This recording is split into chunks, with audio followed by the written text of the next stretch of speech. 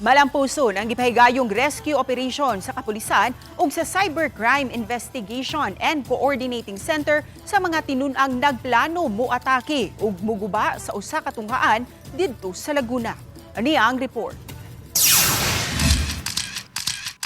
Narescue na sa kapulisan ug sa mga opisyal sa CICC niadtong Pebrero sa wala pa nila mahimo ang datang plano sa mga tinunan. Na-recruit matod sila pinagi sa online game nga sagad giduwa sa mga bata. They recruited the children on Roblox, tapos dinala sa messaging platform. Doon binagsak yung mga videos, indoctrinating them, tsaka convincing them to commit terroristic acts.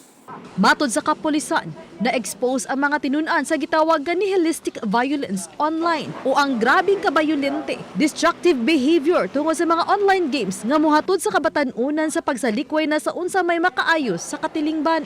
Sa mga nahitabo karon, ang ngayon lang nga manginlabot na ang kagamhanan. Tungod niini, gitun-an sa Cybercrime Investigation and Coordinating Center o CICC ang pagdili na sa hingpit sa video game nga Roblox nga maduwa dinhi sa nasod. Gilagway sa CICC nga mamahimo usab kining gamiton alang sa gitawag nilang sexual predation, grooming ug exploitation sa mga minor de edad. Gihatagan og higayon sa CICC ang tagduma sa Roblox ug duha ka semana nga makiglambigit kanila.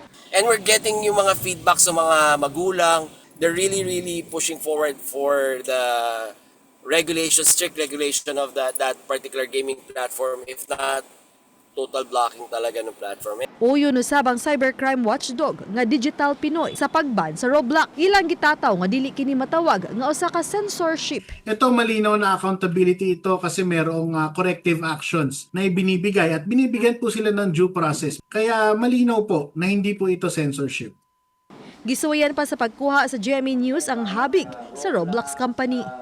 Uban ni Clans Gabutin, Fe Marie Dumabok. Balitang Bisdak.